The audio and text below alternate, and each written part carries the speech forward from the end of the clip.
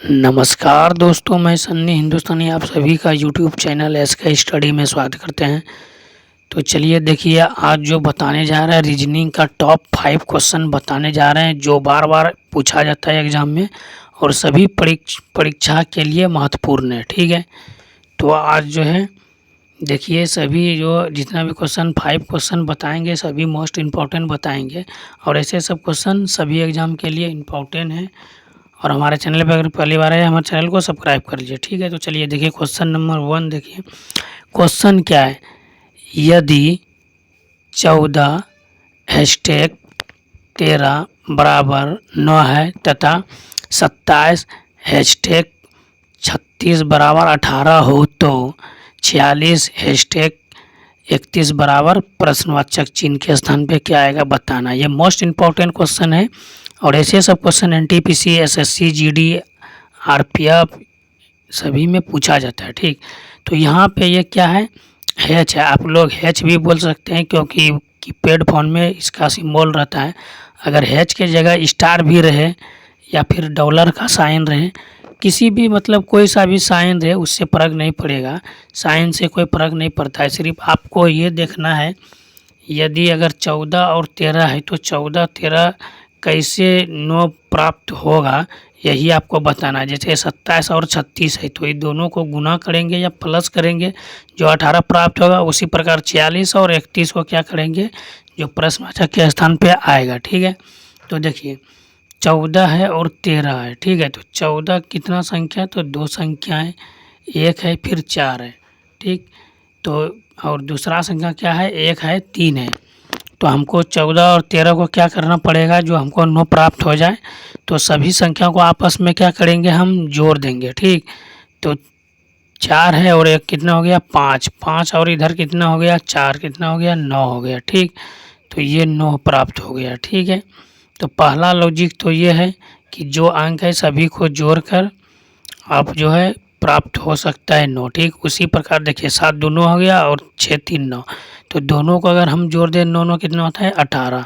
Same logic 46 के साथ कीजिए, तो दोनों संख्या को जोड़िए 10 और यहाँ पे कितना होगा 3 और 1 4, तो 10 और 4 कितना हो जाएगा, तो 14 हो जाएगा। ठीक है, तो 10 4 14 हो जाएगा। 14 किस ऑप्शन में है, तो ऑप्शन बी बिल्कुल सही जवाब है। आशा करते हैं मेरे प्यारे दोस्तों ये क्वेश्चन समझ में आ गया होगा।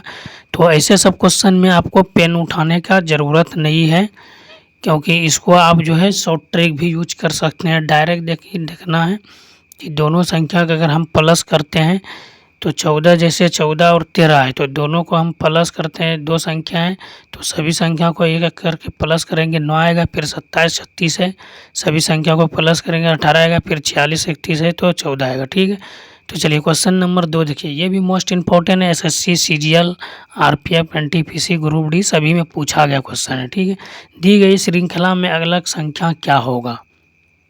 ठीक है, तो यहाँ प्रश्नवाचक के स्थान पे बताना है क्या होगा। तो इसमें आपको लॉजिक देखिए क्या लग रहा है, 2 है, 10 है, 40 है, 120 है, फिर 240 है। ठीक है, तो प्रश्नवाचक के स्थान पे क्या आएगा वही आपको बताना है। ठीक, तो देखिए इसमें आपको मतलब लॉजिक देखिए, अगर 5 से 10 लाना है तो कितना आएगा, 2 से 10 लाना है तो 5 गुना, फिर 10 से 40 तो 4 गुना, फिर 40 से अगर 120 लाना है तो 3 गुना, और 120 से अगर 240 लाना है तो 2 गुना, क्योंकि 12 दूना 24। तो देखिए लॉजिक क्या है, 5 है, 4 है, फिर 3 है, 2 है, तो क्या आगे क्या होगा, 1 होगा, क्योंकि यहाँ पे लॉजिक हो रहा है घटते क्रम में। तो 240 गुना 1 तो कितना हो जाएगा, तो 240। तो 240 किस ऑप्शन में है, तो ऑप्शन डी बिल्कुल सही जवाब। आशा करते हैं मेरे प्यारे दोस्तों ये क्वेश्चन भी समझ में आ गया हो। कोई भी डाउट है तो कमेंट कीजिए। चलिए अच्छी बात है, समझ में आ गया है तो ऐसे ही आप लोग समझिए और ऐसे सब क्वेश्चन एग्जाम में आएगा तो बना लीजिएगा। ठीक है, देखिए क्वेश्चन नंबर 3 देखिए, ये भी मोस्ट इंपॉर्टेंट है, ये भी एसएससी, जीडी, आरपीएफ में पूछा गया क्वेश्चन है। ठीक है, दिए हुए विकल्पों में से लुप्त संख्या ज्ञात कीजिए। ठीक है, तो यहाँ पे लुप्त संख्या है, तीसरा ट्रायंगल में लुप्त संख्या प्रश्नवाचक का चिन्ह है, तो यहाँ पे आपको बताना है। देखिए यहाँ पे बीच वाला संख्या देखना है कि 26 किस प्रकार से प्राप्त हो रहा है। यहाँ भी है 26, इसमें भी 26 है, तो यहाँ पे देखिए तो हम तीनों संख्या को आपस में जोड़ कर या गुना करके किसी भी प्रकार से हमको 26 बीच वाला संख्या प्राप्त करना है। ठीक है, तो देखिए अगर हम जो दो संख्या 4 है 6 है, दो गो है ना, तो 4 और 6 को अगर हम गुना कर देते हैं, ठीक है, तो कितना होता है 24 होता है, और 2 को प्लस कर देते हैं तो 26 20 वाला संख्या जो है प्राप्त हो जाता है। ठीक है, उसी प्रकार 3 और 7 को गुना कर देते हैं तो कितना होता है 21, और 21 में 5 को प्लस कर देंगे तो 26। तो सेम लॉजिक इसके साथ अप्लाई करना है, तो 8 पंचे कितना होता है 40, और 4 को प्लस कर देंगे तो 44। तो प्रश्नवाचक के स्थान पे 44 आएगा, और ऑप्शन बी में 44 है, तो option B is the right answer. आशा करते हैं मेरे प्यारे दोस्तों ये क्वेश्चन भी आपको समझ में आ गया। अगर ऐसा सब क्वेश्चन किसी भी एग्जाम में पूछे तो आपको याद आ जाना चाहिए इसका शॉर्ट ट्रिक क्या है। ठीक है, चलिए क्वेश्चन नंबर 4 देखिए, ये भी मोस्ट इम्पॉर्टेंट क्वेश्चन है नीचे दिए गए प्रश्न का सही वेन आरेख बताइए। ठीक है, तो ये जो वेन आरेख वाला क्वेश्चन है ये भी मोस्ट इम्पॉर्टेंट है। ये एसएससी जीडी और एसएससी सीजीएल इस सब में 1 से 2 क्वेश्चन पूछा जाता है। वो विवाहित है, अध्यापक है, पिता है। ठीक है, तो इसमें डायग्राम किस प्रकार बनेगा ये आपको बताना। अविवाहित का मतलब हुआ लड़की भी अविवाहित होता है और लड़का भी, यानी पुरुष और मेल फीमेल दोनों अविवाहित होता है, और दोनों जो है अध्यापक भी होता है और पिता होता है सिर्फ मेल होता है। ठीक है, अध्यापक का बात करें तो कभी कभी अध्यापक जो है स्कूल सब में देखते हैं लेडीज़ भी होती है, तो इसमें जो है सभी अलग अलग कैटेगरी में आ गया। ठीक है, तो सभी अलग अलग कैटेगरी में आ गया, अविवाहित भी अलग है, अध्यापक भी अलग है, पिता भी अलग। तो कुछ इस प्रकार डायग्राम रहेगा, तो ऑप्शन बी बिल्कुल सही जवाब है। आशा करते हैं मेरे प्यारे दोस्तों अगर ऐसा सब क्वेश्चन एग्जाम में आएगा तो आप लोग आसानी से बना लीजिएगा, ये मेरा वादा है। ठीक है, तो ऐसे सब क्वेश्चन को आप लोग एग्जाम में छोड़ के नहीं आइएगा। तो चलिए, तो इस प्रकार का क्वेश्चन जो है डायग्राम का आप लोग बनाइएगा। ठीक है, तो चलिए फिर क्वेश्चन नंबर 5 की ओर, ये भी क्वेश्चन मोस्ट इम्पॉर्टेंट है। तो क्वेश्चन देखिए, ये भी मोस्ट इम्पॉर्टेंट क्वेश्चन है। ठीक है, और ये जो है एसएससी सीजीएल आरपीएफ एनटीपीसी सभी में लगभग पूछा गया क्वेश्चन है।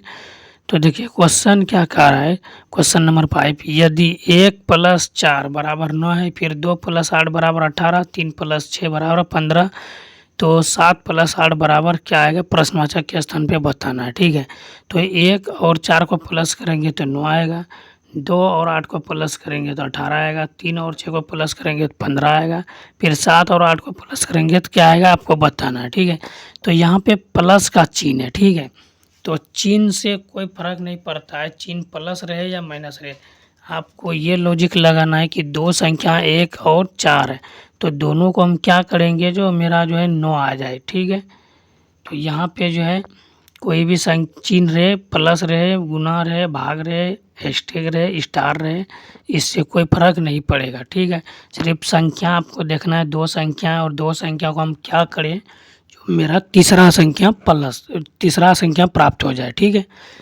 तो चलिए यहाँ पे देखिए 1 है फिर 4 है। ठीक है, तो यहाँ पे देखिए अगर 2 से गुना कर दें इसको तो 4 दूना 8 और 1 प्लस हो गया तो 9 हो गया। ठीक उसी प्रकार सेकंड वाले संख्या को 2 से गुना तो 16 और ये प्लस हो जाएगा तो 16 और 2 18। ठीक उसी प्रकार तीसरा संख्या को 2 से गुना, ठीक है, तो 12 दूना 24 हो गया, और 24 और 3 कितना होता है 15। ठीक है, सॉरी 12 6 दूना 12 हुआ, 12 3 15। ठीक उसी प्रकार 8 को 2 से गुना तो 8 दूना 16, और फिर 7 कितना होता है, तो 16 और 7 कितना होता है 23, और किस ऑप्शन में 23 है, तो ऑप्शन डी बिल्कुल सही है। तो आशा करते हैं मेरे प्यारे दोस्तों ये क्वेश्चन आपको अच्छे तरीके से समझ में आ गया होगा।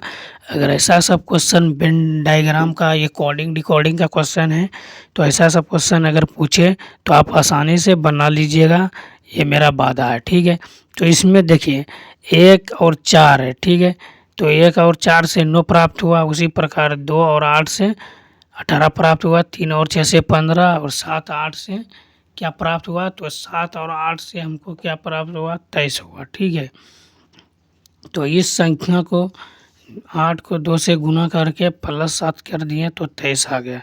तो आशा करते हैं कि ये क्वेश्चन समझ में आ गया होगा। अगर समझ में आ गया तो अच्छी बात है। और तो आज का क्लास यहीं पे समाप्त करते हैं। अगर अच्छा लगा तो लाइक कर दीजिएगा और हमारे चैनल पे पहली बार आए तो सब्सक्राइब कर लीजिए। मिलते हैं फिर नेक्स्ट वीडियो में, तब तक के लिए जय हिंद जय भारत।